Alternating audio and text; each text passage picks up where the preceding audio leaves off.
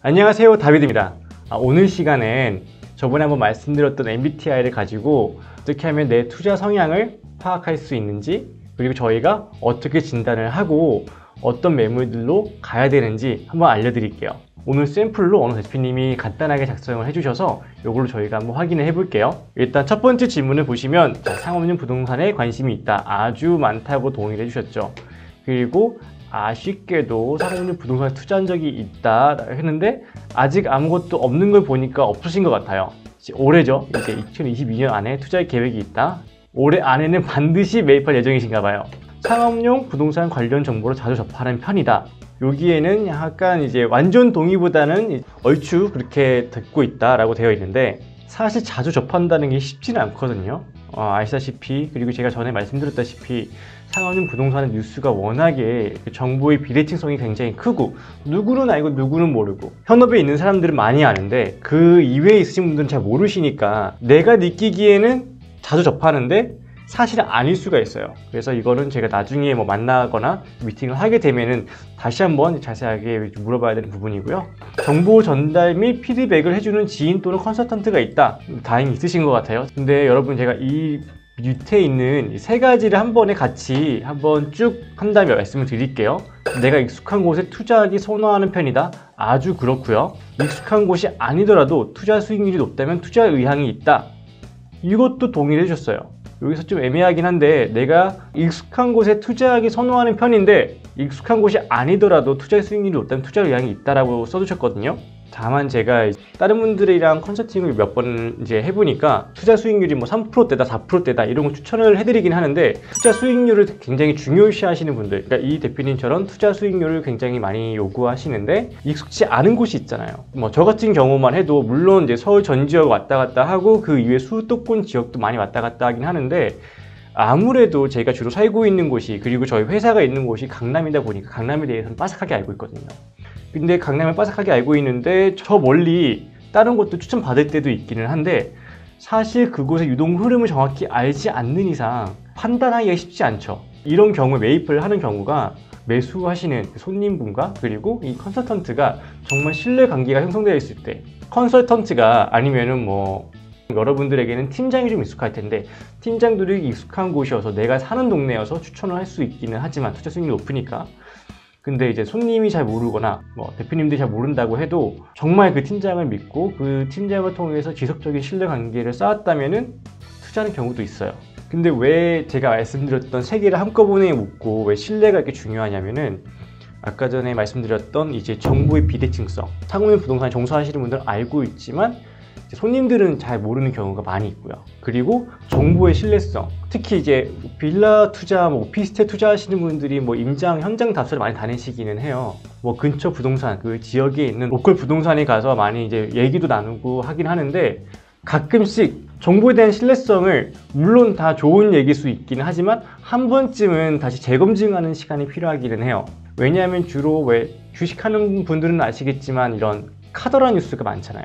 그 현장에 계신 분들이 어떠한 그런 특정한 데이터를 근거로 해서 말씀을 하시는 경우도 있긴 하겠지만, 대부분 내가 느끼기에는 내가 여기 10년 동안 있었는데, 내가 여기에 20년 동안 있었는데 이렇더라 라는 거니까 한 번쯤은 확인해야 되는 거다 보니까, 아까 전에 말씀드렸던 정보 전달 및 피드백을 하는 지인이나 컨설턴트 같은 경우에도 업력이나 실력이 정말 출중한지, 그리고 그분들의 판단과 그분들의 이런 정보를 전달해주는 능력이 검증이 된 것인지 한 번쯤은 확인해 보셔야 될 필요가 있다고 생각이 들어요. 이런 로컬 부동산들이나 아니면 컨설턴트들이 전달을 해주는 정보가 되게 중요한 이유 중에 하나가, 아무리 실력이 있는 사람이더라도 그 해당 지역에 가서 정말 유동인구를 보고 일주일 내내 보고 사계절을 다 겪지 않는 이상 잘 몰라요. 그리고 지도로는 한계가 있기 때문에 그분들의 데이터가 가끔씩은 유용하게 쓰일 때가 있기는 하고요.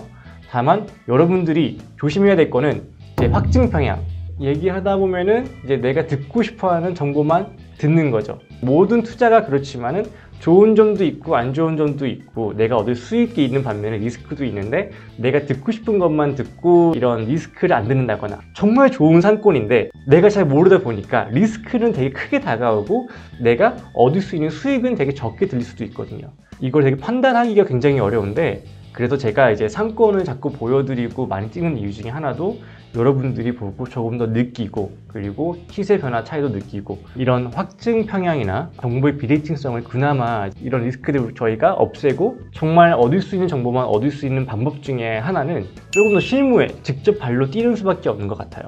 여러 가지들의 자료를 참고를 하고, 제가 가끔씩 전달을 해드리는 상업용 부동산 외국계 기업들에서 나오는 데이터를 참고하기도 하고요. 그리고 뉴스를 보기도 하고, 부동산원에서 나온 자료를 보기도 하고요. 그리고 이런 큰 대형 법인들에 있는 팀장들이나 컨설턴트들의 얘기를 들어보기도 하고, 그리고 실제로 로컬 부동산에 가서 물어보기도 하고요. 할 일이 좀 많죠. 근데 제가 이런 것들을 굳이 추천하는 이유 중에 하나는, 많은 분들이 역사를 좋아하겠지만 저 또한 역사를 되게 좋아하거든요. 역사에서 보시면은 간신이나 아첨꾼들로 인해서 망한 왕들의 특징이 아무래도 그런 확증 평양, 내가 듣고 싶어 하는 것만 듣고 조금만 나가서 보면 되는데 그런 것들이 많이 없다 보니까 망하는 이제 케이스들이 생기는 거죠. 그래서 조금 더 이제 발로 뛰시면 그러한 확증 평양이나 아니면은 리스크들을 좀 줄일 수 있다. 그리고 정말 실력이 있고 믿을만한 사람들을 찾는 게 물론 쉽지 않지만, 그런 일련의 작업들을 거쳐야지만 이제 내가 실질적으로 매입을 할 수 있는 건물들을 알아볼 수 있다고 판단이 됩니다.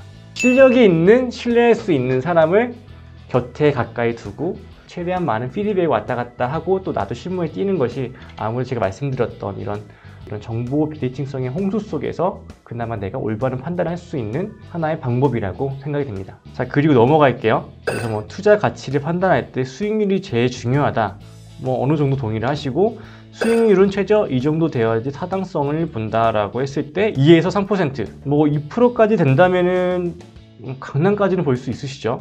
그리고 투자 가치를 판단할 때 수익률이 제일 중요하다, 뭐 이런 건 개인 선호도이기 때문에 뒤에 있는 지문들과 이어집니다. 제가 뒤에 있는 지문들과 같이 한번 이것도 묶어볼게요. 자, 보시면은 트렌디 상권지 선호도, 트렌디 상권지라고 한다면 뭐 신사역, 가로수길, 강남역, 그리고 신촌 등 했을 때 아주 선호하고요. 그리고 오피스 상권지의 선호도, 이제 삼성역이나 뭐 역삼역, 여의도, 어떤 뜻인지 아시겠죠? 그런 곳은 처음으로 찍어주셨는데, 뭐 중립, 뭐 있으면 좋고 없으면은 뭐 그것도 나쁘지 않고. 그리고 주거 상권지 선호도, 이제 대치동, 금호동, 뭐 잠실동 같이 아파트나 오피스텔, 빌라가 많은 곳들은 선호하진 않으세요. 여기까지 조합을 하면 2, 3% 정도 되는 이제 수익률 건물인데 트렌디한 상권지에 있는 것을 선호하시는 거죠. 근데 뭐 전에도 말씀드렸지만 조금 뭐 부가 설명을 드리자면, 상권지 선호도는 이제 시장 경기를 굉장히 많이 탈 수 있다는 거, 코로나처럼 될 수 있는 거고, 오피스 상권지는 꾸준하죠. 그리고 주로 이제 깔끔하게 건물을 관리하고 싶으신 분들이 많이 매입을 하십니다. 아니면은 사옥을 쓰신다거나. 그리고 주거 상권지 같은 경우에는 여기서도 뭐 상업용 건물을 매입할 수 있기는 하지만, 주거 상권지 같은 경우에는 이제 꾸준한 이제 사람들의 유동 인구가 있기 때문에 계속 가져갈 곳, 그리고 아예 건물을 주거용으로 매입을 하신다, 다세대나 뭐 다가구나 이런 걸 매입하시는 분들은 은퇴하시는 분들, 내가 살고 또 같이 찾으시는 분들, 맨 위층이 같이 이제 살죠. 그리고 주거용인 곳들은 주로 또 수익률도 높기 때문에 그래서 은퇴하시는 분들이 많이 이제 매입을 하시고요. 근데 저희가 이손님 같은 경우에는 트렌디한 상권지를 하시는데, 투자 가치를 판단할 때 차후 시세 차익이 제일 중요하다. 뭐 있으면 좋고 없으면 없어도 괜찮고 이 정도면요, 그렇죠? 그리고 신축으로 투자 시 선호도, 기준 건물을 다시 짓는 경우 신축은 별로 안 좋아하세요. 명도 멸시라는 곳은 별로 선호하지 않으시고, 현 상태 유지 선호도, 현 상태로 그나마 이제 매입을 하시고 싶어 하시는 거죠.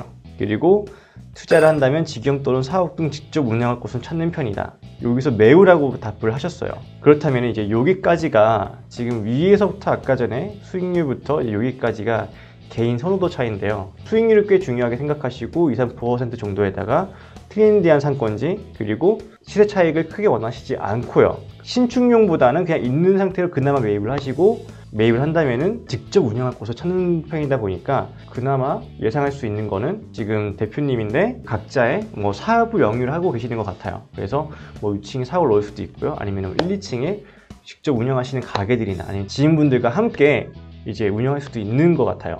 그리고 보면은 상업용 부동산 레버리지에 대해 잘 아는 편이다, 잘 모르시고요.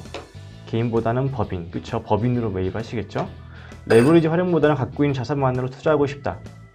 아니에요. 레버리지를 많이 활용하고 싶어 하세요. 얼마나 가져가고 싶으신가? 80에서 90% 정도.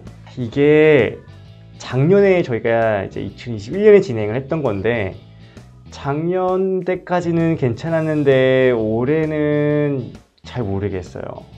올해는 지금 연초여서 대출이 좀 잘 나오는 시기이긴 한데 지금 매매 계약을 진행한 곳들 중에서 연초긴 하지만 90%까지는 아직은 나온 케이스가 없습니다. 4,5년 부동산에 투자와 현금 자산은 다음과 같이 활용할 수 있다. 80에서 100억 사이.